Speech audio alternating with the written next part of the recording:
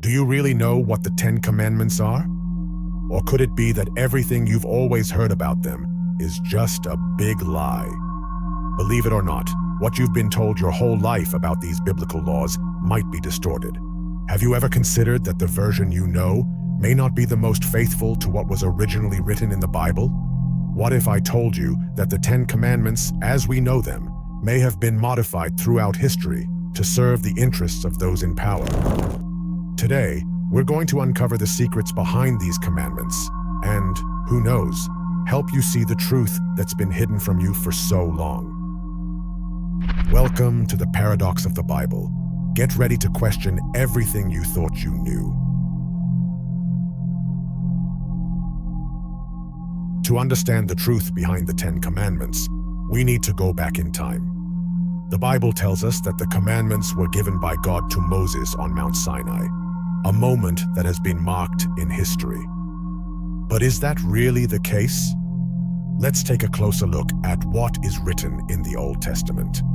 In fact, what many don't know is that in addition to the well-known Ten Commandments, there are other laws and instructions in the books of Exodus and Deuteronomy that are equally important. The Bible presents different versions of these commandments, with some variations that may surprise you. And what's even more intriguing, they don't appear in a single passage, but are spread out across different chapters of the Bible, raising questions about which version was truly the original. For example, in the most popular version, the one we find in the book of Exodus, God gives the stone tablets to Moses.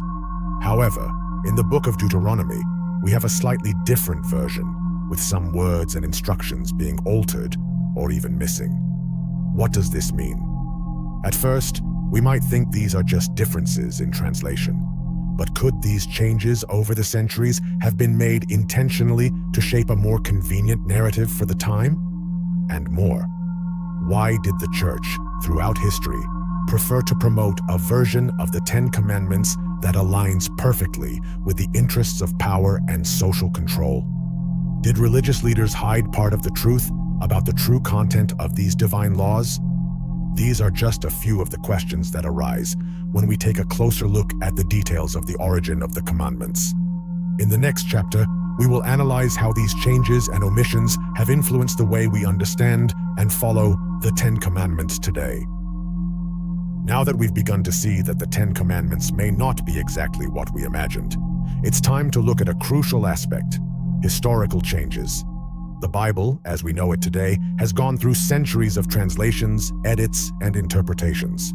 But how did these changes affect the meaning of the commandments? The truth is that the church played a central role in this story.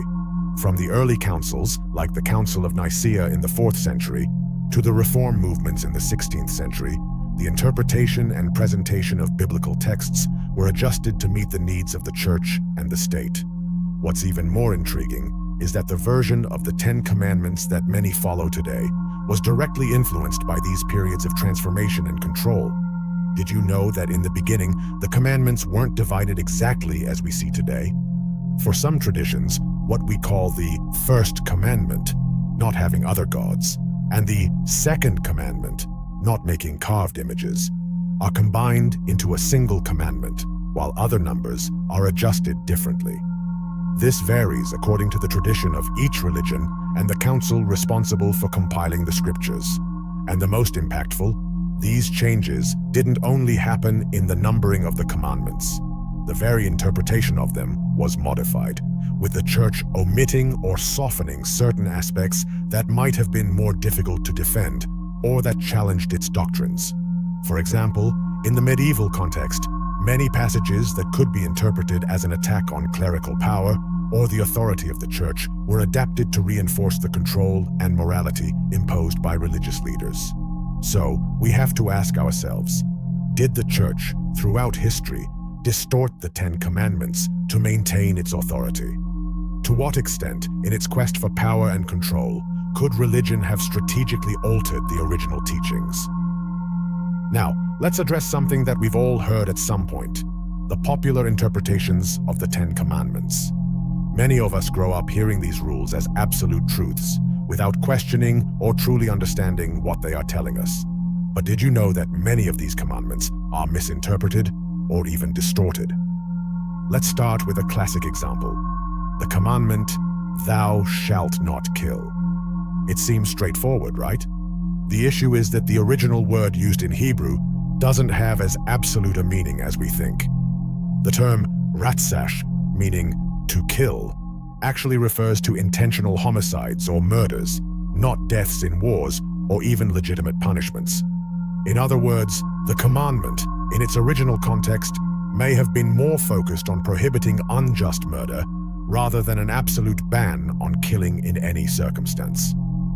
Another example is the commandment, "Thou shalt not steal." While it seems clear in its interpretation, over the centuries, it's often been used to reinforce the idea that any form of stealing, even in the broadest sense of taking something without permission, is a grave sin. But what does the Bible actually say about stealing? The truth is, many scholars argue that in the culture and context in which the commandments were given, "Thou shalt not steal" referred to practices of deception, such as bribing judges or taking something not legally granted to you. It was a matter of justice, not necessarily condemning all forms of appropriation. And what about the famous, "Honor your father and mother"? It seems like a simple commandment, right? But if we look more closely, we see that in the original Hebrew context, the word honor goes beyond simple respect. It involves unquestioning obedience, even when it comes to religious practices and orders imposed by parents. This raises a big question. Is what we understand by honor really the same as what the original text suggests? These popular interpretations have shaped the way we view the Ten Commandments today.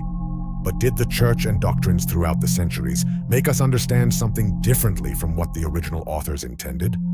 Perhaps what we believe to be a simple set of moral rules is not so simple after all.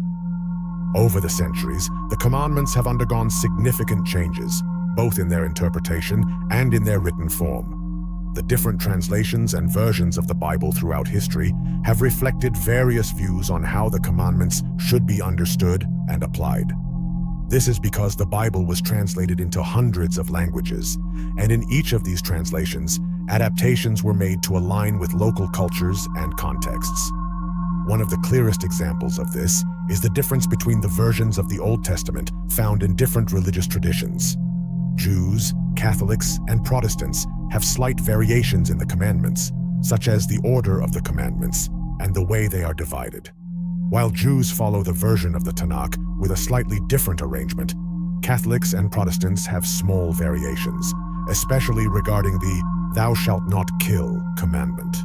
For Catholics, the word "thou shalt not kill" is interpreted in a broader context, involving murder and homicides, whereas in other versions, it may refer only to murder itself, which raises controversies about what, in fact, God intended.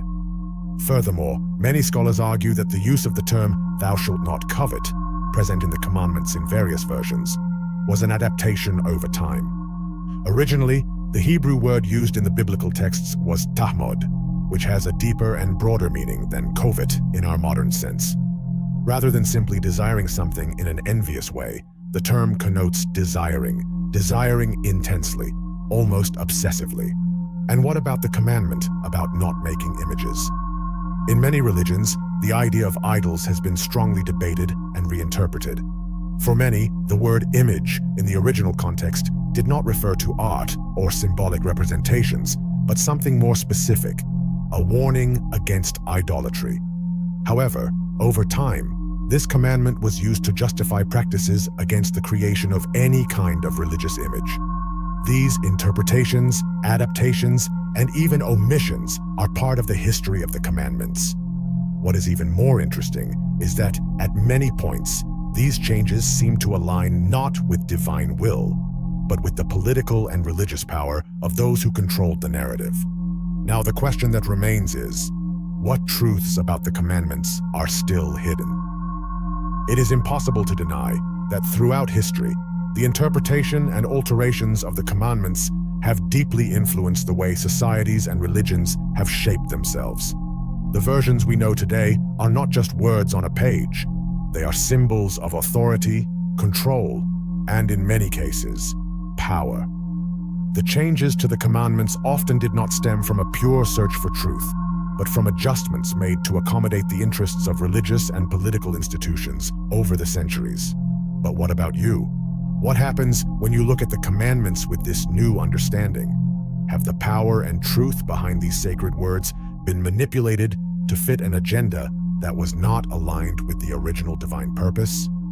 The truth is, as much as history has tried to conceal the full meaning of the commandments, we can still learn from them and find principles that are fundamental to our lives.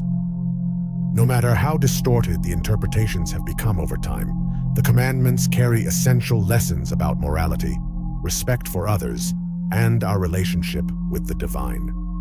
Now more than ever, it is time to reflect. Will you continue accepting everything that has been imposed without question? Or will you allow yourself to explore the truth behind these teachings, seeking not only a deeper understanding, but also a true application in your life that goes beyond words and human interpretations? The revelation of the Ten Commandments is more than just a historical or theological study. It is an invitation to a journey of self-discovery and exploration, a call to re-examine our own beliefs and actions. Now that I've brought you clarity about the Ten Commandments, tell me, do you believe they were a great invention distorted over time, or did they truly come from God? Leave your opinion in the comments. The story you know so far is just the tip of the iceberg. In the next video, I'll reveal something even more mysterious and controversial about the sacred texts. But I'll give you a heads up. The paradox you're about to see isn't for everyone. Few people will dare to face what's coming. Only watch if you're ready.